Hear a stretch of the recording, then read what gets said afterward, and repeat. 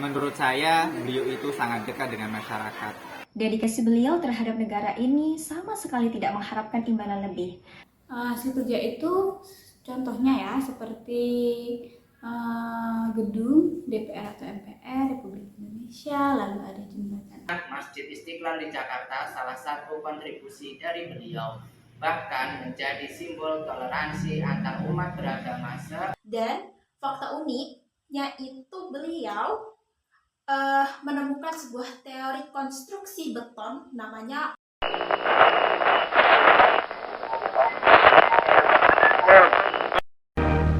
Pada tanggal 3 Juli 1969 di Gedung Kedeh, Kerawang, oleh Menteri PUT diresmikan pemakaian jembatan yang menghubungkan jalan raya antara Kabupaten Bekasi dan Kabupaten Kerawang. Dalam kata sambutannya, Menteri Sutami menyatakan terima kasihnya kepada Direktorat Seni Angkatan Darat serta penasihat dari Kedutaan Amerika Serikat dan Negeri Belanda. Selanjutnya oleh Direktur Seni Angkatan Darat, Brigadir Jenderal Suratmo, dilakukan serah terima jembatan kepada Menteri PUT Sutami. Insinyur Sutami memiliki julukan sebagai menteri termiskin. Dia terkenal dengan sebutan menteri yang tak punya udel karena Sutami suka berjalan kaki. Sutami sangat kuat berjalan kaki puluhan kilometer selama berjam-jam saat meninjau ke daerah-daerah terpencil. Insinyur Sutami mengenyam pendidikan sekolah dasar sampai dengan sekolah menengah atas di kota Surakarta. Selanjutnya dengan minat dan tekadnya itu dia melanjutkan pendidikan di Institut Teknologi Bandung, ITB. Dengan semua jasa yang diberikan, Insinyur Sutami pada akhirnya memperoleh gelar Dr. Honoris Causa dalam ilmu teknik dari Universitas Gadjah Mada pada tahun 1976. Jadi kadang-kadang untuk ngobrol aja waktunya juga sedikit. Tapi kalau ada weekend itu kadang kami diajak pergi gitu, paling ke Bandung ya. Ya cuman sekedar istirahat sebentar gitu, maksudnya nggak yang berlebih-lebihan. Jadi buat saya memang benar sosok yang sederhana, yang tanggung jawab, pekerja keras, disiplin. Ya, itu saja sebenarnya. Rendah hati. Nggak pernah dia menceritakan hebat begitu, gini. Jadi kadang-kadang beliau tuh gini ya, lebih bagus menghindar lah. Sutami itu sudah belusukan se-Indonesia tahun 1970-an. Dia apal tuh ujung-ujung belang kejeren Aceh, dia apal. Tidak ada, boleh cek. Jengkal demi jengkal dia tahu.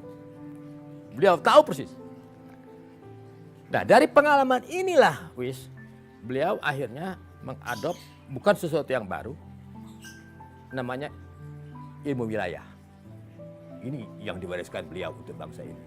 Nah generasi muda tolong baca lagi tulisan beliau di ilmu wilayah itu. Apa yang beliau tulis itu waktu itu hari ini benar semua Satu-satunya menteri yang menyerahkan jabatannya kepada 2 orang. Rendah hati. Itu selalu bilang bahwa hidup ini prihatin, ya, harus prihatin. Dan semuanya itu milik yang Maha Kuasa. Jadi kita harus ngerawat. Gitu.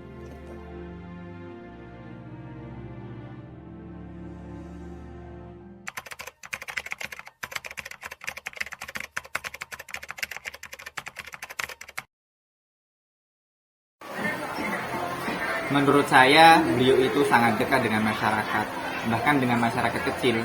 Hal itu beliau buktikan saat program transmigrasi Jawa-Sumatera. Bahkan beliau ikut menghitung potensi kritis Pulau Jawa dan ikut menyusun metode akses Pulau Sumatera.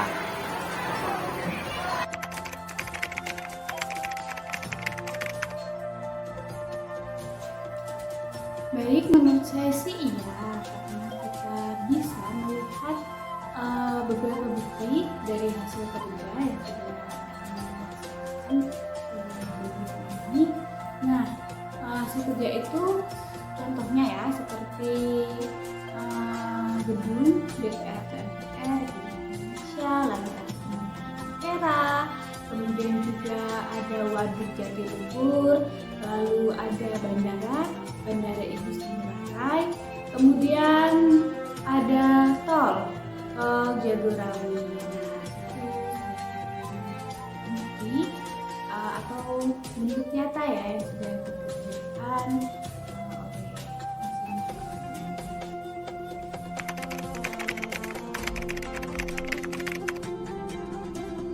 kalau soal kompeten Insinyur Sutami itu benar-benar kompeten. Beliau itu lulusan ITB Teknik Sipil sesuai dengan bidangnya ya, kemudian kerja di konstruksi bangunan. Dan fakta uniknya itu beliau menemukan sebuah teori konstruksi beton namanya Ultimate Strength Design, yang mana teori itu dipakai dalam pembangunan Stadion Senayan dan gedung DPR RI. Nah, jadi kalau kalian melihat gimana megahnya gedung MPR RI, kemudian gedenya stadion, dan itu adalah kontribusi dari beliau.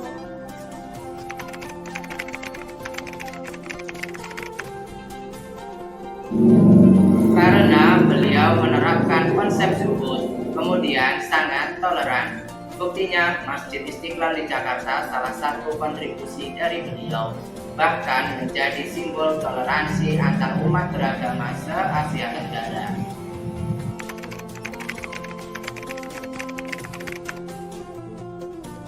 Iya, benar.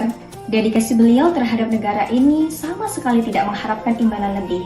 Bahkan, PLN pernah mencabut rumah pribadinya di Solo sebab telat bayar karena kekurangan uang. Padahal saat itu beliau menjabat sebagai Menteri Pekerjaan Umum dan Tenaga Listrik.